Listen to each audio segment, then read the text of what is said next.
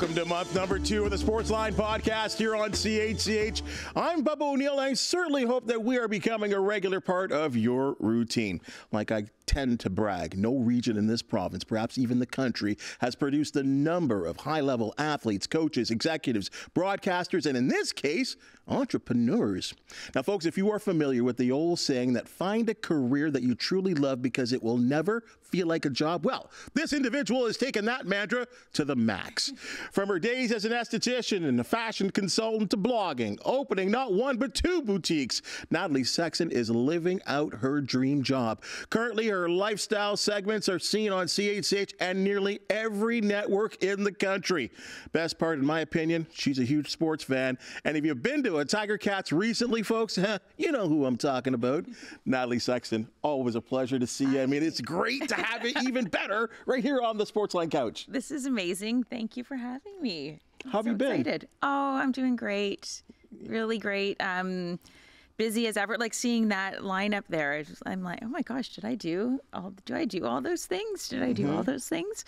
Yeah, busy as ever. This year's really started off with a bang. I did have a vacation, which was kind of like well needed. I worked a little bit on vacation. I was going to say, I think you worked a little bit on that vacation. I did. I definitely did. But like you said, right off the top there, Bub, it's like when you are doing what you love, it really doesn't feel like work. There's something really special about kind of creating this career by design almost. And it's funny when I just meet somebody and they ask me what I do, I'm sort of like, I don't know. How do I explain this? There's sort of a big, long list of things that have all somehow kind of synergized together. And that's from staying really true to who I am. I think that's the key to all of this. Well, all of this that you've done, I mean, and again, we talk about the sports aspect as you're seeing right now. You've really embroiled yourself as, I guess, a brand ambassador of the Tiger Cats. Oh, absolutely. And what an honor, what a ride this has been and continues to be. And I don't know if you and I have ever talked about this, but when I started with the Ticats in 2017, I had my boutique and I was doing a lot of daytime television, and I was a season seat holder. So I had my front row seats, section 106, seats 1 and 2. I still keep those seats actually. So I spent that season like in the front row. Before that, always at games with my dad and my brothers.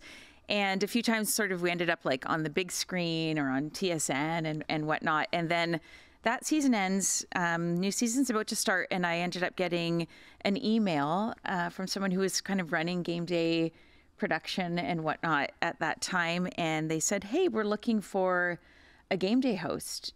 Would you consider doing that?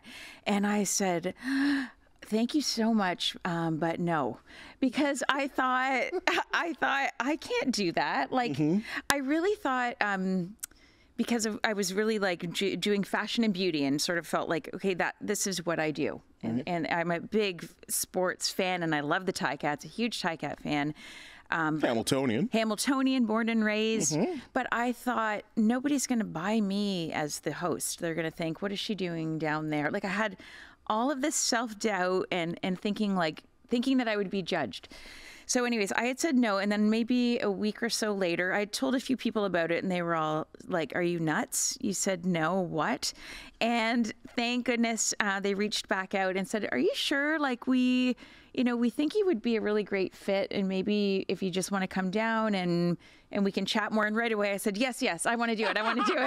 Oh my gosh, thank you for calling me back. So it's a little lesson though that I've used in lots of other ways in my life, though, is that instead of worrying about what other people think, I could have let something like this go and imagine the other path that things could have taken. I would never be where I am now, or have had all these incredible experiences and opportunities had I been so worried about what other people would have thought of me. Well, let's dig right into this then, okay? So you accept this job. Yeah. Now, did you realize what you were getting yourself into? No.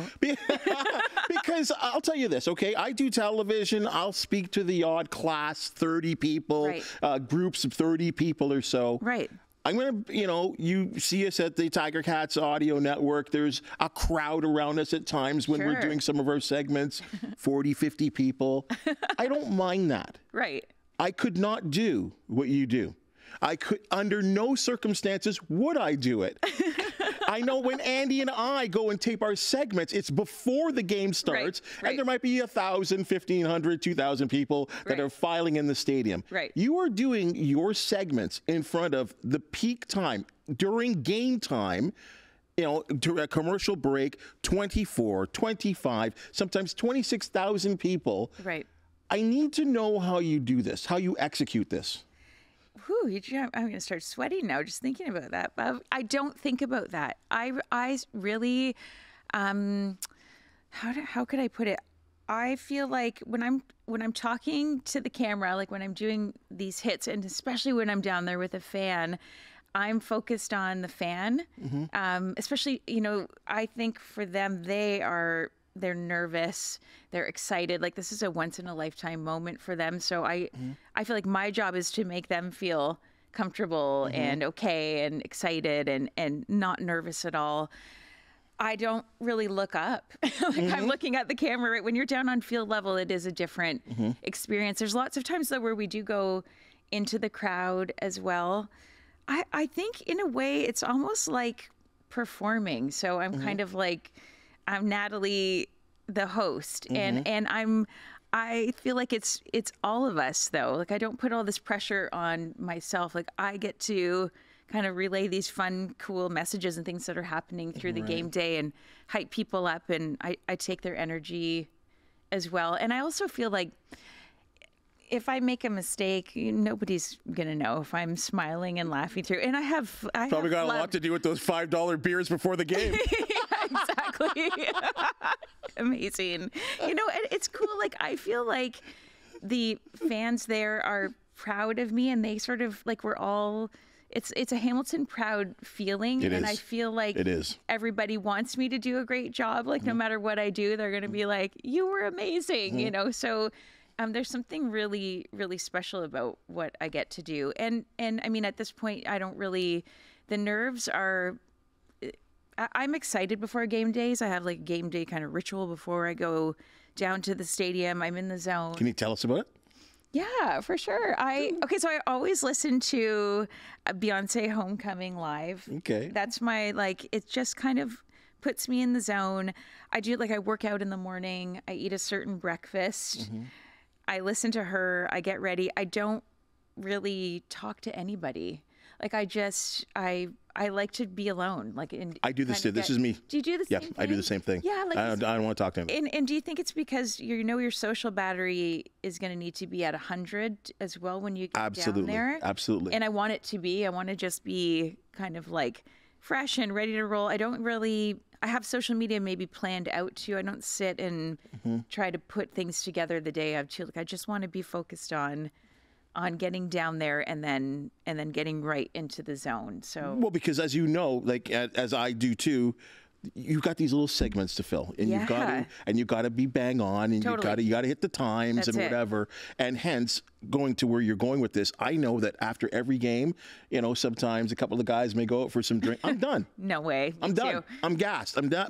I'm mentally done. You're so right, and it's funny because it's a bit of an ongoing joke with. Some coworkers and friends there that will go out and do whatever, and I always say I'm just gonna go home and change and I'll meet you there, and everyone's like, okay, sure, Nat, we'll see you next game day. The guys don't even ask me anymore. No, they know. They know my drill. Yeah, it's just and it's true. I like the alone before, then I'm really into everything when I'm there, and then when it's done, I like to go home and decompress. I'm in my PJs an hour after the game's done. Okay, and this is great. And I think anyone that's been to a Tiger Cats game can really appreciate what you do. And I'm so on line with you about the sort of Hamilton proud feeling that you do get with the fans. And that generally goes win or lose. And they're hard on us when we lose. And it's so excitable when there's a win or a great play or a touchdown. But before all of that happened, I mean, I seem to remember, obviously you go to, folks, I'll tell the story right as it is. Okay. I'd never met you before. Oh. And this is the old building at CHCH on Hunter Street. Right. And I was doing weekend sports. Yep. There and working at another network. And this particular shift, I was filling in for Ken Welch, who was doing the weekday segments, and you were doing the makeup for all the people, Dan McLean, all these people, that's right, yes. right? And I'd never met you before, so one of the great treats about working the weekday is someone gets to put on your makeup, right? Yes. I'd never experienced this before, right? I never put on makeup or whatever, so they're like, "Hey, makeup's here." Right. I'm like, "Oh, I'm going to try this out." Right. So you came in there, I came in there, your little studio, whatever, and you're like, sat me down, "Hey, Bo," and we, of course, our first time meeting. Yep. And then you said to me, "I'm not going to put it, you don't need any of this foundation. Like, you're just going to put a little powder on you. That's all you need. You have beautiful skin." And I was like, "Oh, this is nice," right?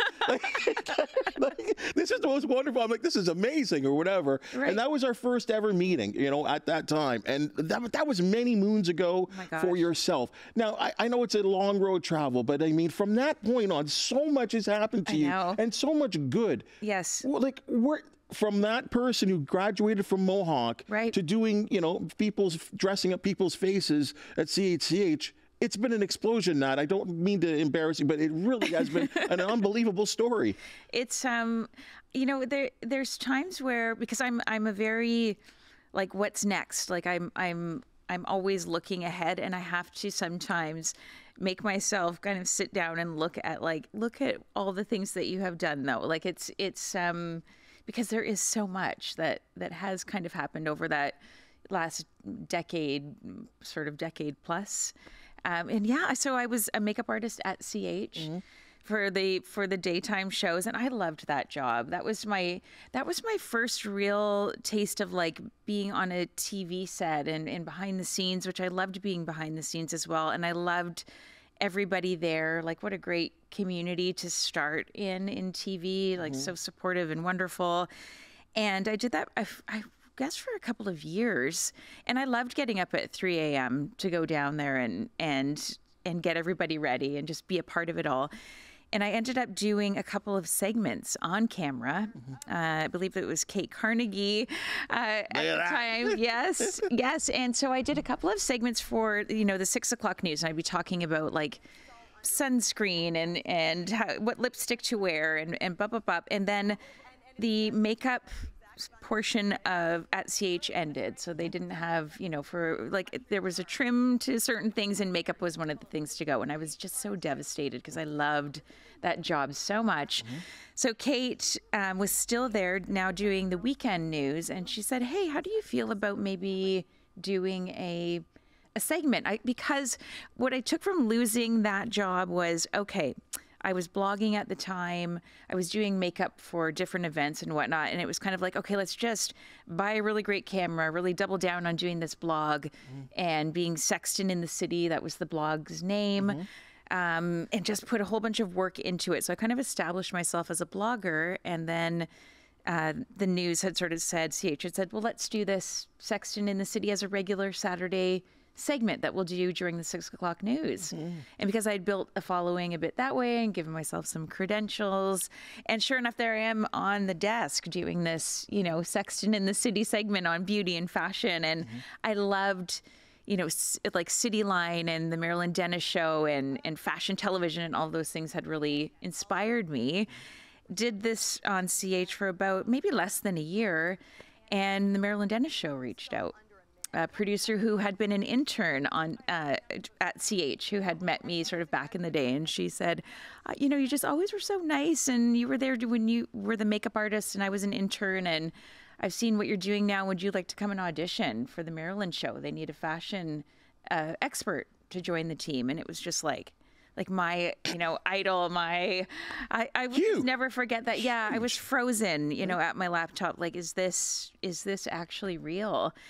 And went and auditioned, and that audition alone for me just felt like such a win. Like, to just get to that point, whether I had got that job or not, I just felt so, that was a moment that I felt like, oh, this is the work getting, like, these are things making sense now. This is my dream. And I got the job. And I did her show for about a decade. As you know, she retired last year. And I mean, then what's branched off from that as well, started doing TV across Canada, I've traveled all over the country and back again for different brands. I have a regular segment now every Friday on the Global Morning Show, another national show called Fashion Friday, styled by Natalie. Little plug there for my show. But it's, Sure. And that's just been like a dream come true. That's just part of it, though, right? Like, I don't even... Is it fair to say, though, that a lot of these segments, and you help me out here, I feel like it's kind of groundbreaking. Like, a lot of that stuff wasn't really happening. Right. And now I kind of see it everywhere. Yeah. Right? Yeah. Like, I see your segments, but being done by other people now, this whole, sort of lifestyle. Right. The incorporation of, look good, feel good. Yes. This is all sort of being all on the morning shows and lunchtime television. And as you said, 6 o'clock segments. Yes. It's a part of news television now. It is. And for me, it's funny because I felt for a long time like I really needed to prove myself, like in this certain way as a woman, like either I can love like beauty and fashion and be that person, or you can be smart and a businesswoman. And until I really did the inner work to also realize like I can love wearing lipstick and high heels, and I can still be intelligent and smart and a savvy businesswoman and have all of those things and not feel like I need to prove myself extra because I like pretty dresses, like it's an interesting thing that I don't think that judgment is there anymore. As to when I started out, I felt very much like I had to really lead in strong here. Like I am smart. I am a business owner. I am, but yeah, Clearly. I know what the latest shade of lipstick is that is going to look fantastic on you too. So, and it's okay to have all those. That's what makes us all so interesting. I think that's why I've been able to branch out into so many different ways. And in taking that job with the Tie Cats, where it was like, this is also me though, like fashion, beauty, lifestyle, healthy lifestyle, being a mom, being a grandmother, being Hamiltonian, being a Tie Cat fan, like all of these things. It's been about how can I keep staying authentic to who I am. And that's why I think it works, because I'm not trying to play a part. Absolutely. And I think that is key, what you said there. And I think, again, as I said off the top, again, about liking what you're doing and being in love with it and being interested in it just fosters that the continuation of growth in yourself. And you talk about growth in yourself. And I hope not to embarrass you here, you've also gone through a bit of a transformation, too. Like you've really worked on yourself mentally and physically to become who you are right now. Very much so. And I'm really proud of it. So, I think it was probably during COVID, during that time is when I really kind of had to take like a look at the big picture, sort of everything for me, like health, mental health, physical health, all of those things, where I was at, relationships, who's surrounding me, what does my daily life look like, and what am I responsible for here? Like, how can I make the changes if I want to be in a certain place? Like, I know what I need to do to get there. And it's been a really fun journey. Like it's like this, when they say that, like, finding yourself and doing the work is like this magical journey and you're on a unicorn. It is not. It is a disaster at times, but that's kind of the beauty of it too, is when you have a sense of kind of like, we need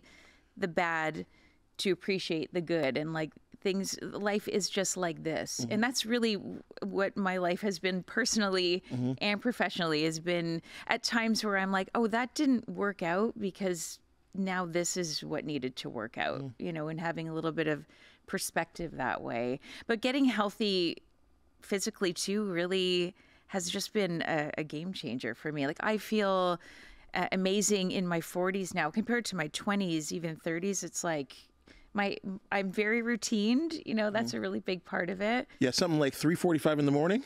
Yeah, I'm an early bird. Morning TV does that to you. Like there's a bit of that too. I guess so. But I really thrive in the mornings, and it's that thing about alone time. Like I like when the world is just quiet. Like that's kind of I get up and I don't listen to anything. It's just quiet in my home and I have my tea and, might listen to a podcast or whatever. And then I kind of start my day. So yeah, I like it's dark outside still before the sun comes up. This is when I'm thriving, but I'm not your person that you definitely want to take to like a late night, dinner date or movie or. Folks, you heard that here. One of the things also to provide some strength for you, I'm sure, is family. And I mean, I couldn't help but grandmother. Grandmother? Yeah, Gigi. She calls me Gigi. Grandma, yes. Got to be a strength for you, too, the family part. I am so blessed. I have wonderful parents, and I have 2 brothers and a sister, and my daughter Megan, and my granddaughter Mavis. And they're just, that's my team. That's my support. Family really is everything. And I have really great friends, too. I have learned this, the older that I get, it's not about the quantity of friends around you. When you have, just a few that are, they are family. That's chosen family as well. I feel really blessed. And I always feel really excited on game day when I look up and see my dad and brother are at every game. They don't miss a beat, and they are more interested in what I'm doing, or I like to think that anyways, but they will standing ovation after a hit. I've brought my dad down to the field, I remember that game. That was really fun. He couldn't have been any more proud. Yeah, and that's neat. That's a pretty cool experience. My first game in 2017, so it would have been a preseason, I believe. And I'm down on the field, going to do my first hit. And I look up and my dad and brother are standing, and you can just see they're they look terrified and excited. And did my first hit, and then they're both, standing ovation, applauding. And my dad blew me a big kiss, and it was kind of that moment of just, wow, I'll never forget that. That was really special. So, and I still always feel that. Well, and for your dad, for those, especially the Hamiltonians, there's a lot of Hamiltonians that know who your dad is. You might as well say Motzi. Motzi. Your dad, I mean, for when it comes to basketball, I mean, one of the best officials to ever come out of our area, coming up through the ranks, and did so many college and high school games. So there's a lot of people that know Motzi out there. And he's such a great guy, and he's taught me a lot that I've been able to carry on in my career and who I am as a person. He's a very fair guy. He treats everybody with respect. That's sort of his biggest thing, is anywhere you go, whether it's the owner of the place or the person who's cleaning the floors, you treat everybody, you acknowledge everybody. He always made it important to remember people's names, whether that's him giving people a nickname. He's just, that's whole my group dad. did that. Yeah, they're all about the nicknames. But just a very genuine, classy individual, and a really, really hard worker. He went to work at Stelco as a teenager in Hamilton and worked his whole life and worked really hard. And my mom as well. My mom is was a teacher, grade school teacher, bless her, her patience, raising all 4 of us, and then also, teaching children as well at the same time. And yeah, they're amazing. They're very proud. And nobody is on social media, though, which is kind of great. None of my siblings, and I think my mom's on Facebook, but that's about it. So it's kind of funny. They'll hear things from other people and they have no idea. I remember my dad at one point, I don't know, apparently you're hanging upside down on the side of a mountain, or you're doing yoga, or you're at who knows what she's up to. It's okay, Dad. Just don't look. Don't look. Just don't look. Don't start now. Yeah, exactly. Don't, if you haven't been around. You know what? He called it face tube. He said, I don't know what you're doing on the face tube. So that's about as tech savvy as my dad is. I try with my mom sometimes, and I get a little frustrated, but I got to realize, I'm okay, this is a whole different world. It is. I mean, it is. And for them to get into the fine details of it, it's just a waste of my time. It's true. Don't just leave it alone. Let's talk a little football here a little bit about yourself. And I mean, it's funny because the season ended for myself with the playoff loss. Right. But that was it for me. Your season continued. Oh, yeah. And you got the honor to be, I'm going to call it an ambassador of the Grey Cup. What was that like? A dream, it's something I still am almost processing because it was so incredible. And to get to host 2 Grey Cups in your city as well, over the course of 3 seasons, like that in itself is just such an unbelievable honor. And then us getting to really do it at the scale that we got to do it in Hamilton last year. I mean, the team there, the whole, Hamilton sports organization, they're just they're amazing. The show that they put on. So to get to be, like you said, the ambassador of it all was pretty wild. That week of Grey Cup Festival was, at one point I was on stage with Shaggy, and then I'm front row at Carrie Underwood, and then Green Day is right here, during the half. And then all the people, all of the fans that I met, there were moments that were just they're so special. And I really just tried to be in the moment of all of it instead of feeling because there was a lot going on in a short span of time, but I just savored it as much as I could. And we created some amazing content too. Everybody worked their butts off. That was a collective, that was a team, unbelievable moments. But yeah, people from all over the country, that was really neat too. Isn't that the best part about the Grey Cup? I mean, I always encourage people, okay, it was great to have the 2 here. Yeah. Go to a Grey Cup somewhere else and just experience it. Experience people from all over the country. I know. That will never be this friendly. And that's true too. And that was so cool, and I would have sometimes people come up and say I watched you on Maryland, or I watch you on, or we watch you in Calgary when you're on every, first Thursday of the month or whatever. It's neat to, have dip my toes in the other things that I do and how it all comes together at something like that. So yeah, it was really, really special. And then I got to bring all the fashion elements into it as well, which, that's my wheelhouse. You can't help it. You just can't help yourself, can you? I own so much silver clothing. I'm just going to tell you that right now. I had a Grey Cup wardrobe. So thank God metallics are still big for 2024. Would you have if I walked into your palace, would you have the entire Ticats store there? Oh, I don't get rid of anything Ticats. I have kept everything from 2017 on. And I've moved quite a bit. I'm in my home that I'm not leaving for a while. I'm telling you. But I probably moved 5 times in the span of me being the host of game day, and all my Ticat stuff. I still have my lanyards, my game day lanyards from back in there. They're just, I love all of it. I keep all of that stuff. It's a Ticat shop. Yeah, we have a Ticat store in my house for sure. Let's talk about one thing about the Ticats that's going to be big this week. Yes. What are your feelings about this? Simone Lawrence, folks, says they're calling it the graduation. Yeah. Which is, I think, kind of appropriate, especially from what he's come from and the fact that he has been basically a Hamiltonian that embraced the not only just the team, the culture of Hamilton, the people of Hamilton, and he has decided to retire, which I have to admit, it was a bit of a surprise. He was hit right here on this couch not about 3 weeks ago. I saw it. And in my opinion, I thought I saw a guy getting ready to be signed to be maybe playing his last couple of years as a Tiger Cat. Right. Your thoughts when you heard the news and your overall thoughts about what's about to happen this week? I'm so happy for him.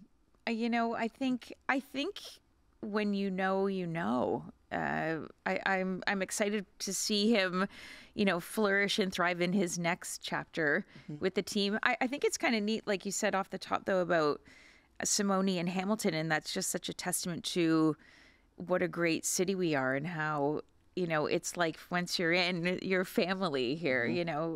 I'm excited for him. I'm excited for this season.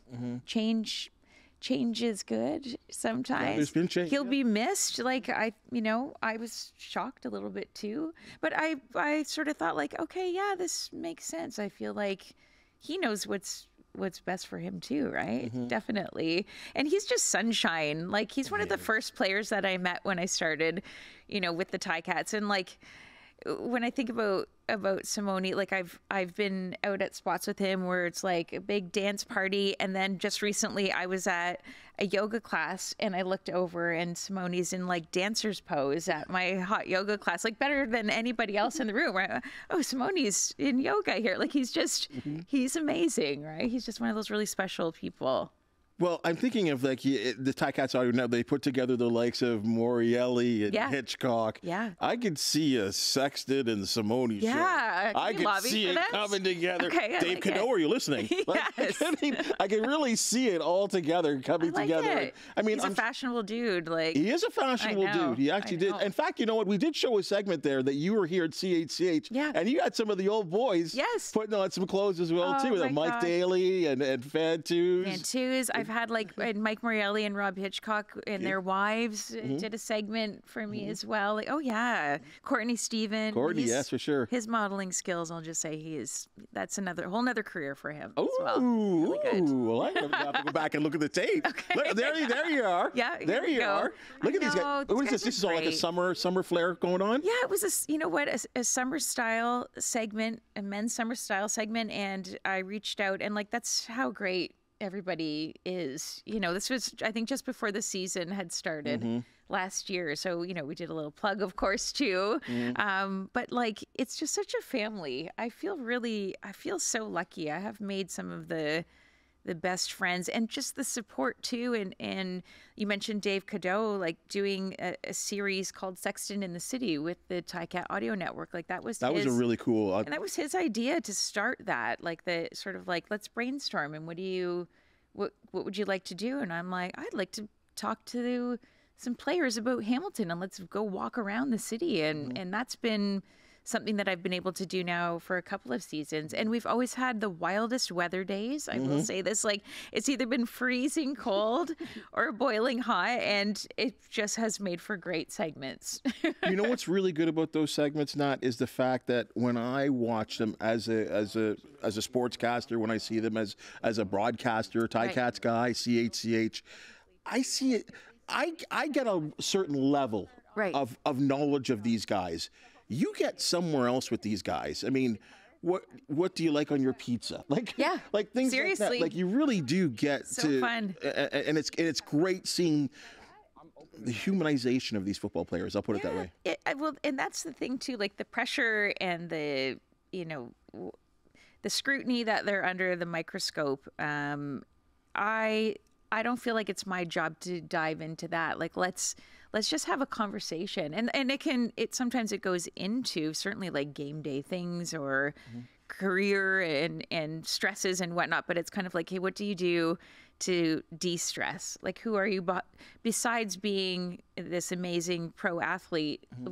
We want to know some layers. And it can be something as simple as, does pineapple belong on pizza? And then the conversation that can spiral from there, I think it does. But I'm just saying. It's because you don't like pepperoni. That's true. That's true. I don't eat meat, so fair enough. We need to have something on there. But it's so cool, and that has been a real treat. And it's also pushed me in my skills in a whole nother level of being like the interviewer and doing things like that, like lifestyle pieces that I am really interested in too. And then I get to, again, kind of share that with everybody. Not one last thing here that I have to ask. Okay. What's next? What isn't next? I feel like I'm just getting started in some ways. So, I look forward to this season. I look forward to creating, to keep growing as a person. I don't know. I would love to, I think about a podcast, like a Sexton in the City podcast. I'd like to maybe share more of my story. There's so many people who have helped and inspired me along the way. I'd love to talk with them more. And then I'd love to, do the same for other people. I think there's something really special about kind of being generous with who you are and knowing that comes back to you in a very competitive field that I'm in. I feel like there's room for everybody. It's just about staying authentic to who you are. Like, there's nothing cooler to me than seeing somebody who maybe I mentored now, doing the thing that they want to do. I feel real pride in that. Or someone who says, that you inspired me. Like, what a blessing that is. So I don't know what's next. I did a little fun thing with NFL Canada over Super Bowl. Yeah, I did see that. So, the whole Swiftie thing was going on. Yeah, like just fun opportunities that just keep, but that's again me staying aligned and just doing my thing. I'm open to anything. Well, I know a really groovy news director. I know a couple of real cool directors that put together some good sets as well. Okay. This is your home station, Sexton on the City, the podcast. I could see it coming. We got a brand new app coming out with some content. Maybe I'm selling you hard. I'm here. Are you with me? The lighting's great. The outfits are already the guests. Okay, we'll chat after the podcast. You talked about family, and you're part of my family and part of the Sportsline family, the CHH family. More importantly, and in the big thing scale, the Hamilton family, because no matter what you've done, whether I've seen you on TV in Miami, whether I've seen you on TV in Calgary or Vancouver, you always maintain your Hamilton pride. And I think that is one of the greatest things. Sometimes people take a knock at Hamilton, and you refuse to be knocked down by that. And Totally. And you really, I guess the Grey Cup really was an opportunity to show off all that we have here. So I'll say this beyond the fact of behind everyone here. Thank you so much for always making Hamilton your home and coming here on the Sportsline podcast. It's been a treat for me to get beyond, just a little bit of the surface there, Nat. Thank you so much. You make me cry. Hey, no, you talked about inspiration, and there's going to be some other Natalie Sextons coming. I can guarantee you that. Thanks, bub. Thank you. Thanks for joining us. Me. Folks, well, we're off and flying for this week's edition of the Sportsline podcast. If you do know of an extra special athlete, team, or event to promote, we certainly do want to hear from you. Smash that like and thumbs up button, and please subscribe. If you do have a comment, please do, because we appreciate your feedback. For the wonderful people that make the Sportsline podcast possible, thank you, and we'll see you tomorrow.